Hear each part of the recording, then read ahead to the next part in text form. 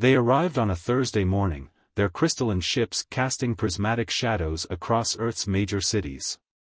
Commander James Harrison stood at the United Nations Emergency Command Center, watching as the Zeorian fleet positioned itself in a perfect geometric pattern around Earth's magnetic poles. The aliens' first message was not one of peace or war, but of ownership. "We claim rightful possession of this planet's magnetosphere," announced High Archon Crixus, his crystalline form refracting light in mesmerizing patterns across the UN chamber. "Our species registered ownership of all Class 4 planetary magnetic fields in this sector 12 million years ago." The absurdity of the situation might have been funny if it wasn't so dire. Dr. Isabella Romano, Earth's leading expert in electromagnetic physics, leaned forward in her chair, her dark eyes narrowing.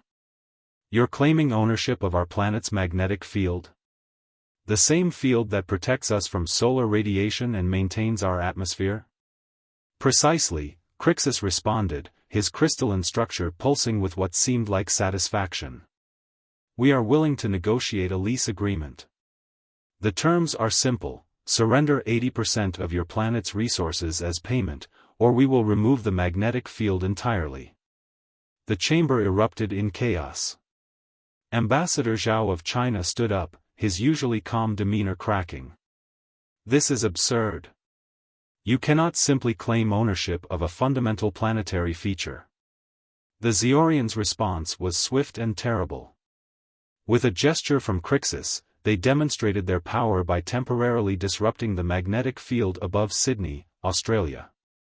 For 30 seconds, the city experienced what life would be like without magnetic protection. The results were catastrophic: electronic systems failed, radiation levels spiked, and the upper atmosphere began to dissipate. They restored the field before permanent damage could occur, but their message was clear: they could make good on their threats. In the following weeks, humanity's military response proved futile. Conventional weapons passed harmlessly through the crystalline ships, their energy absorbed and redirected. Nuclear options were worse than useless. The Zeorians simply used the electromagnetic pulses to power their own systems. But in a secret facility beneath the Rocky Mountains, Dr. Romano made a discovery that would change everything.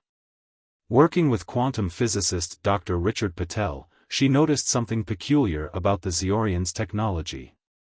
"They're not just controlling the magnetic field," she explained to Commander Harrison, pointing to complex data patterns on her holographic display. "They're literally becoming one with it. Their crystalline structures resonate with Earth's magnetic frequency." "And that's important because?" Harrison asked, his weathered face illuminated by the floating diagrams. Dr. Patel stepped forward, his eyes bright with revelation. "Because it means they're not just using the magnetic field, they're dependent on its current configuration. They've evolved to work with very specific electromagnetic patterns. If we could alter those patterns, we could hurt them," Harrison finished, beginning to understand. "Better," Romano smiled. "We could completely disrupt their ability to function. But we'd need something unprecedented, a way to manipulate magnetic fields at a quantum level." Harrison's expression darkened. "Like Project Phoenix?" The room fell silent. Project Phoenix was humanity's best-kept secret, a quantum electromagnetic manipulation program developed years before the invasion.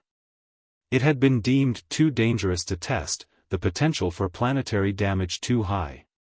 "Yes," Romano confirmed. "Exactly like Phoenix. But we'd need to modify it significantly, and we'd need time." "Time we don't have," Harrison muttered, watching another holographic display showing Zeorian ships establishing control points around Earth's magnetic poles. "Actually," Patel interjected, "we might. The Zeorians are so convinced of their superiority, they're not even looking for resistance. They think their control of the magnetic field makes them invincible." Harrison considered this, a plan beginning to form. "So we let them think they've won. We make a show of surrender, while we prepare something they'll never see coming." Romano nodded, already pulling up Phoenix's core protocols. "We'll need to be careful. One wrong move with the magnetic field could destroy everything we're trying to protect. Welcome to humanity's last stand, Harrison said grimly. Let's show these crystalline invaders why they should have read the fine print on their magnetic field lease. As they began their work, none of them realized they were initiating a chain of events that would redefine humanity's place in the galaxy.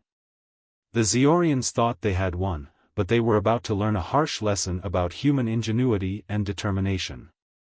The real battle was just beginning. Project Phoenix wasn't just a scientific endeavor, it was humanity's greatest gamble. Hidden beneath 3 miles of solid rock in an abandoned mine shaft, the quantum electromagnetic facility hummed with potential catastrophe.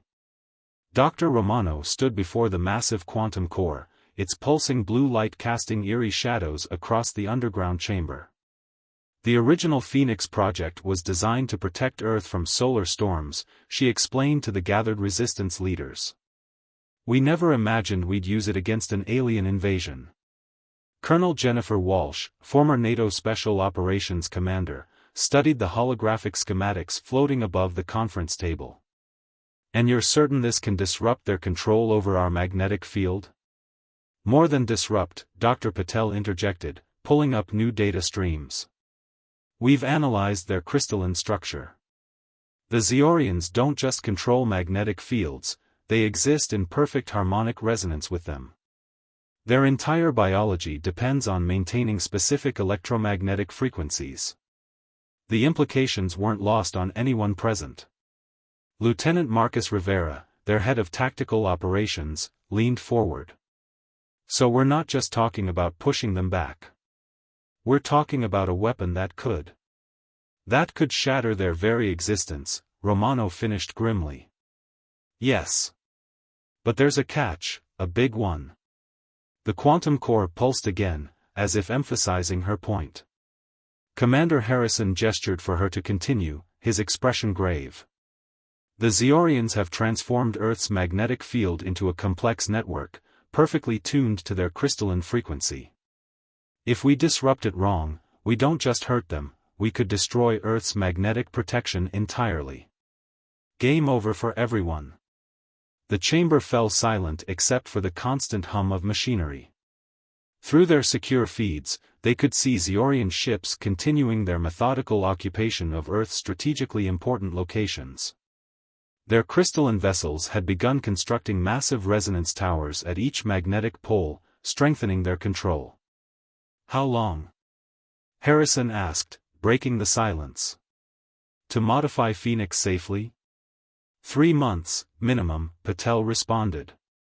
We need to calibrate it perfectly. One wrong frequency and we could tear apart Earth's magnetic field instead of just disrupting theirs. Walsh shook her head. We don't have 3 months. The Zeorians are already beginning resource extraction. Australia's entire mineral belt will be stripped bare within weeks. Then we need a distraction, Rivera suggested, pulling up a tactical display. Something big enough to keep them occupied, but not so big they start looking too closely at what we're really doing. Harrison's eyes lit up with an idea. What if we gave them exactly what they expect? A desperate, doomed human resistance using conventional weapons? A sacrifice play, Walsh nodded, understanding. We launch obvious attacks, make them think they know exactly what we're capable of. While the real threat grows right under their crystalline noses, Romano finished. It could work.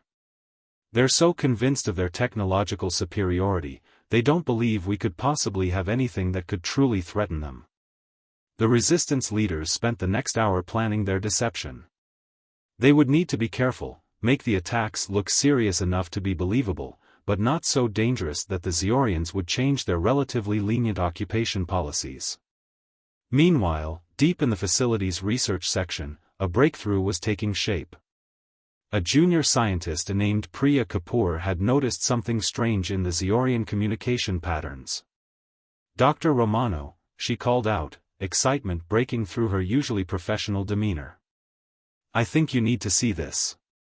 Romano hurried over, followed by Patel. On Priya's screen, complex waveforms danced in intricate patterns. They're not just using the magnetic field for power and control, Priya explained. They're using it to communicate, quantum-level vibrations in the field itself.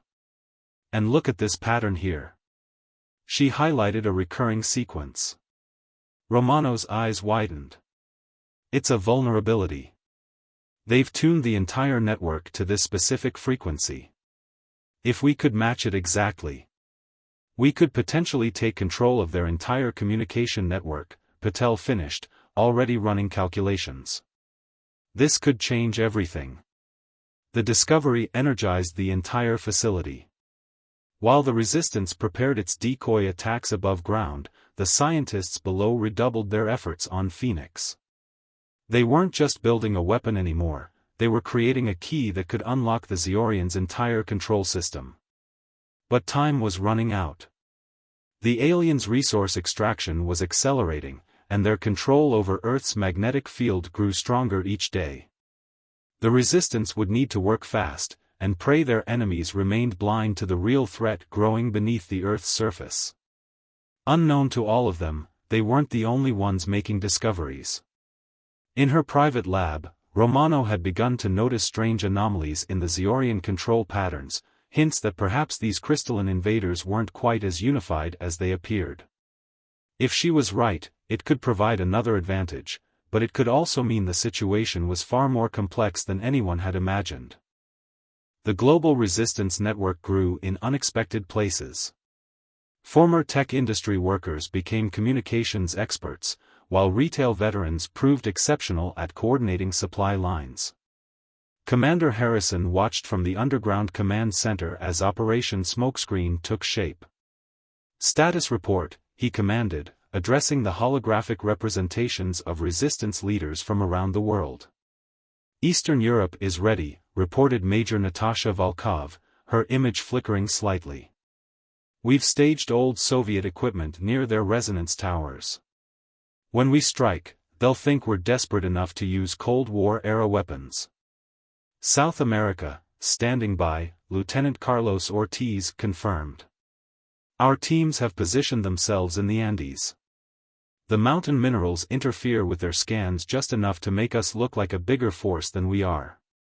The deception plan was working.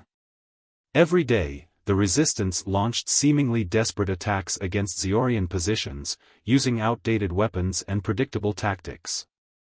And every day, the crystalline invaders grew more confident in their superiority. Meanwhile, in the Phoenix facility, Dr. Romano's team had made another breakthrough. The anomalies in their control patterns weren't random, she explained to Harrison. They're fractures in their unity. The Zeorians aren't a monolithic species, they're divided into different crystalline frequencies. Different factions, Harrison realized. "Can we exploit that?" "Better," Priya interjected, pulling up new data. "We can amplify it. Each faction resonates at a slightly different frequency. If we tune Phoenix correctly, we could set them against each other." The real work happened in secret. While the world watched obvious resistance movements, hidden teams of scientists and engineers worked to modify Earth's remaining satellite network.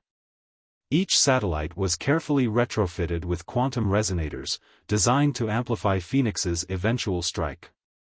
Dr. Patel supervised the quantum core's modification, his hands steadied despite the stakes. One mistake in the calibration, and we could tear apart Earth's magnetic field instead of disrupting theirs. We have to be perfect.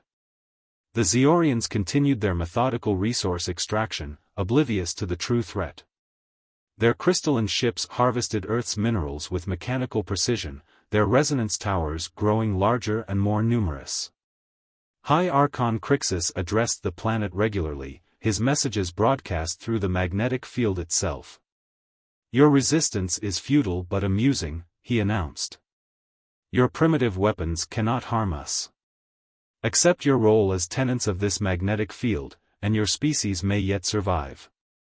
In response, the resistance launched another obviously doomed attack. Lieutenant Rivera coordinated the strike from a mobile command center. "Make it look good," he ordered. But not too good. We want them overconfident, not suspicious. The plan worked perfectly. The Zeorians easily repelled the attack, their crystalline ships absorbing and redirecting all conventional weapons. Their victory announcement was predictably grandiose. But in their underground facility, the real victory was taking shape. Dr. Romano's team had finally cracked the code of the Zeorians' quantum communication network. They could now not only disrupt it but potentially hijack it entirely. "We're ready for the next phase," she reported to Harrison. "But there's something else you need to see." She led him to a secure lab where a captured piece of Zeorian crystal was suspended in a magnetic field. "Watch this," she said, adjusting the field's frequency. The crystal began to vibrate, then shift colors. Suddenly, it projected a stream of data, historical records from the Zeorian Empire. "They're not just here for resources," Romano explained, her voice tight. "Earth's magnetic field is special. It's more complex, more adaptable than any they've encountered. They're not just taking it from us, they're studying it. Learning from it." "Learning what?"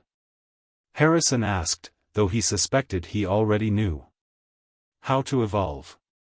They've reached the limits of their crystalline nature. They think Earth's magnetic field might hold the key to their next stage of development. We're not just fighting an invasion, we're fighting a species trying to use our planet as their evolutionary launching pad." The implications were staggering. But it also meant they had leverage, if they could prove they understood Earth's magnetic field better than the Zeorians did. The Resistance now had its true weapon, knowledge. As Project Phoenix neared completion, humanity prepared to teach their crystalline invaders a lesson about underestimating a species that had evolved alongside the very force they sought to control. Operation Magnetic Storm began at dawn. The Resistance launched their largest attack yet, a seemingly desperate global offensive that drew the Zeorians' attention exactly where humanity wanted it. Colonel Walsh coordinated from the Arctic Command Post, watching as outdated military equipment engaged crystalline ships worldwide. "Maintaining pattern Delta," Lieutenant Rivera reported. "They're responding exactly as predicted." The Zeorians' response was overwhelming but measured. Their ships absorbed the attacks with practiced ease, their crystalline forms pulsing with absorbed energy. High Archon Crixus broadcast his usual victory speech, his smugness evident even through the quantum frequencies. But this time, something was different. Deep beneath the Rocky Mountains, Dr. Romano initiated Project Phoenix's first phase. The quantum core hummed to life, sending carefully calibrated pulses through Earth's magnetic field. "Status?" Harrison demanded, watching the monitors. "Phase 1 active," Romano responded. "Introducing quantum irregularities into their network. Small enough to seem natural, but targeted at the faction frequencies we identified." The effect was subtle but profound. Across the globe, different Zeorian factions began experiencing minor communication disruptions. Their perfectly synchronized crystal lattices showed microscopic misalignments. Priya monitored the quantum fluctuations. "It's working. Their factions are starting to resonate at slightly different frequencies. The dissonance is growing." The Zeorians didn't notice at first. They were too focused on their apparent victory over humanity's conventional forces. Their ships continued their resource extraction operations, their resonance towers pulsing with stolen energy. But within their crystalline networks, doubt began to spread. Different factions interpreted the quantum irregularities differently. Some blamed natural magnetic phenomena, others suspected rival factions of manipulation. Phase 2, Harrison ordered as reports of Zeorian infighting reached the command center. Dr. Patel activated the modified satellite network. Each orbital platform began broadcasting specific frequencies, designed to widen the growing rifts between Zeorian factions. The crystalline invaders finally noticed something was wrong when their resonance towers began experiencing power fluctuations. High Archon Crixus demanded explanations, but his subordinates were too busy accusing each other of sabotage. Their entire command structure is fragmenting, Walsh reported, watching through quantum sensors. Their unified control over Earth's magnetic field is weakening. Romano's team pushed harder, using their understanding of Earth's magnetic field to exploit every crack in the Zeorian alliance. The invaders' perfect geometric formations began to waver as different factions pulled in different directions. They still don't realize we're behind it, Rivera noted with grim satisfaction. They're too convinced of their own superiority to imagine we could manipulate magnetic fields at this level. The resistance continued their conventional attacks, now carefully targeted to drive Zeorian factions apart. Each strike was designed to make different groups suspect each other of incompetence or betrayal. In orbit, the crystalline fleet's perfect formation began to break down. Ships from rival factions moved to defensive positions, their once unified network splintering into competing power blocks. Final phase, Harrison commanded, watching the chaos unfold. Show them exactly what they wanted to learn about Earth's magnetic field. Dr. Romano took a deep breath and activated Phoenix's full power. The quantum core blazed with energy as humanity demonstrated its true mastery over the force the Zeorians had tried to steal. The moment of revelation had arrived. Humanity was about to show their crystalline invaders why evolution alongside Earth's magnetic field had given them an advantage no amount of alien technology could match. Project Phoenix reached full power as Earth's magnetic field trembled with untapped potential. In the underground facility, Dr. Romano's fingers danced across quantum controls while the massive core pulsed with blinding energy. All resonance frequencies aligned, Priya reported, her voice steady despite the stakes. Quantum network primed for full-spectrum manipulation. Commander Harrison watched as holographic displays showed the Zeorian fleet in disarray, their once perfect formation now fragmented by factional disputes. Time to show them what real magnetic field mastery looks like. The quantum core's hum reached a fever pitch as Dr. Patel initiated the final sequence. Transmitting now. Every satellite in our network is broadcasting the signal. Earth's magnetic field came alive with humanity's power. The carefully calculated frequencies rippled through the Zeorian network, not attacking them directly but rather showing them something they never expected. Humans hadn't just adapted to the magnetic field, they had learned to speak its language. High Archon Crixus's voice boomed through the quantum frequencies, but now tinged with uncertainty. What is this? How are you? This, Dr. Romano transmitted through the hijacked network, is what evolution alongside Earth's magnetic field really means. The Phoenix signal carried more than just power, it carried understanding. Through the quantum network, humanity demonstrated their deeper connection to Earth's magnetic field. Where the Zeorians saw a force to be controlled, humans showed them a living system that required partnership, not dominance. Their crystalline structures are destabilizing, Colonel Walsh reported from her command post. The factions are completely divided now. The Zeorian fleet's reaction was chaos incarnate. Some ships attempted to maintain their hold on Earth's magnetic field, while others began backing away, their crystal structures resonating with newfound fear. Lieutenant Rivera tracked the disintegrating invasion force. They're realizing it now. All their advanced technology, all their claims of ownership, they never truly understood what they were trying to control. Through the quantum network, Dr. Romano broadcast humanity's message: you claimed ownership of our magnetic field because you found it first. But we grew up with it. We evolved with it. It's not just a resource, it's part of who we are. The Resistance's secret weapon wasn't just technological superiority in one domain, it was understanding. Where the Zeorians had sought to use Earth's magnetic field as a tool for their evolution, humanity showed them that true evolution came from cooperation, not conquest. High Archon Crixus made one final attempt to rally his forces, but the revelation had shattered more than just their unity. Their entire worldview was crumbling as they faced a species that had achieved what they thought impossible. Final pulse, Harrison ordered. Show them the full spectrum. Dr. Romano activated Phoenix's ultimate capability. Earth's magnetic field resonated with frequencies that the Zeorians could barely comprehend, patterns of complexity and adaptation that their rigid crystalline forms couldn't match. The effect was devastating. The invaders' ships began withdrawing in mass, their perfect geometric patterns forgotten in their rush to escape what they now recognized as a force beyond their control. "They're leaving," Walsh confirmed, watching the tactical display. "All Zeorian ships are breaking orbit." In the quantum frequencies, High Archon Crixus broadcast one final message: "We were wrong. The magnetic field, it was never meant to be owned. We understand now." As the crystalline fleet retreated into deep space, humanity began the process of reclaiming their world. Project Phoenix had not just saved Earth, it had demonstrated a fundamental truth about evolution and adaptation. In the underground facility, Commander Harrison turned to Dr. Romano. "Think they learned their lesson?"